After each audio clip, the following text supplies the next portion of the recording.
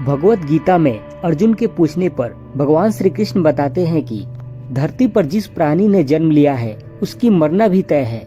यह एक ऐसा सच है जिसे बदला नहीं जा सकता। परंतु क्या मरने के बाद हर किसी को मोक्ष मिलता है? इसका सीधा उत्तर है नहीं। इनमें से कुछ ऐसे भी होते हैं जिनकी आत्मा सदियों तक पृथ्वी पर ही रह जाती है। इसका कारण है उनकी अकाल मृत्यु हो जाती है। आपने कई बार देखा होगा, आए दिन लोग किसी सड़क दुर्घटना या किसी आपदा के शिकार हो जाते हैं और अपनी जान गंवा बैठते हैं। ऐसे मौतों को धर्मशास्त्र में अकाल मृत्यु कहा गया है। अकाल मृत्यु वह स्थिति होती है जिसमें शरीर तो नष्ट हो जाता है परंतु आत्मा संसार में ही भटकती रहती है।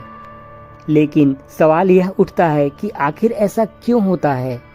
अकाल मृत्यु के पीछे का कारण क्या होता है और आखिर ऐसा क्यों होता है?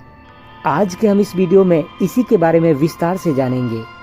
इस वीडियो में हम जानेंगे कि अकाल मृत्यु क्यों होती है, अकाल मृत्यु के बाद उस आत्मा का क्या होता है, अकाल मृत्यु कैसे होती है, अकाल मृत्यु से बचने का मंत्र क्या है और आत्महत्या को पाप क्यों माना गया है।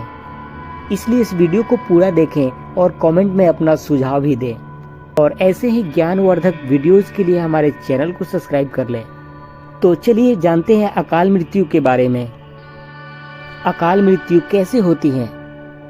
दोस्तों, साधारण मृत्यु के बारे में हम सब तो जानते ही हैं, लेकिन अकाल मृत्यु का विषय कुछ ऐसा है जिसमें कई बातें कही जाती है।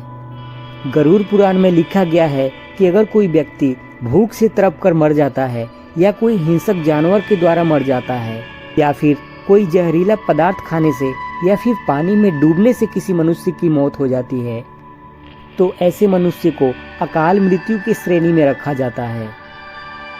अगला, अकाल मृत्यु क्यों होती है?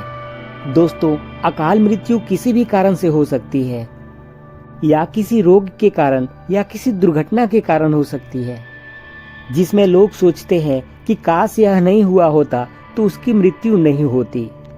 परंतु अकाल मृत्यु का कारण पिछले कई जन्मों में किए गए पाप को बताया गया है। गरुड़ पुराण में इसी प्रसंग में गरुड़ जी ने श्रीहरि से यही प्रश्न पूछा था।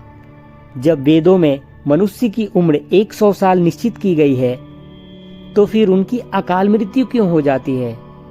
इस सवाल के उत्तर में श्रीहरि बताते हैं कि यह सच है, वेदों में मनुष्य की उम्र 100 साल निर्धारित की गई है, परंतु इसमें दुष्कर्म को नहीं मिलाया गया है। यानी हर इंसान की मृत्यु तभी होती है जब उसके पास धर्म कार्यों के लिए शक्ति नहीं होती है या फिर उसका शरीर धर्म कार्य करने के लिए इजाजत नहीं देता। इसके अलावा अगर कोई व्यक्ति अपनी इच्छा से धर्म को त्याग देता है तो उसकी उम्र इस पृथ्वी पर कम होती जाती है। देखा जाए तो हर इंसान का कर्म ही उसका धर्म होता है। मनुष्य की मृत्यु तब होती है जब उसके पास अपने इन कर्मों की निभाने की इच्छा शक्तियां नहीं होती है। इंसान की उम्र भले ही 100 साल है परंतु अपने वह कर्मों के चलते अपने उम्र को खुद ही कम करते जाता है। वेदों की ज्ञान न होने से मनुष्य यह जान नहीं पाता कि वह कब कुकर्म कर रहा है। इसलिए हर मनुष्य को धर्म और अधर्म के बारे में जानना चाहिए। अगला, अकाल मृत्यु के बाद आत्मा का क्या होता है? गरुड़ पुराण में विष्णु जी यह भी कहते हैं कि मनुष्य के जीवन के चक्र निश्चित है। अकाल मृत्यु को प्राप्त होने वाले जो मनुष्य इस चक्र को पूरा नहीं कर पाते उसे मृत्यु के बाद भी कई प्रकार के कष्ट भोगने पड़ते हैं। दरअसल अचानक ही मौत हो जाने के कारण मनुष्य की इच्छा, कामना और तृष्णा बनी रहती है जो कभी पूरी नहीं हो पाती। ऐसे में शरीर तो नष्ट हो जाता है परंतु आत्मा का मोह नहीं छूटता। इस स्थिति में अकाल मौत से होने वाली आत्माएं अपने परिजनों को परेशान करती है और अपनी मनोकामनाएं पूरी करने का प्रयास करती है।